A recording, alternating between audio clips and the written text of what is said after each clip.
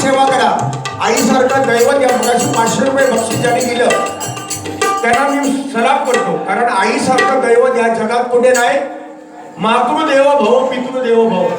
आई वडिलांना त्यांची सेवा करा. आपण म्हणतो महाराष्ट्र सुधारला.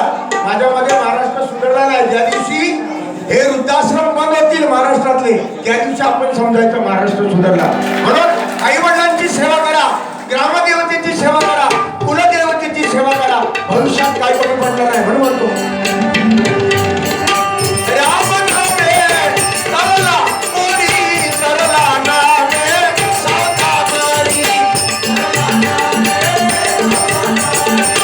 Yeah.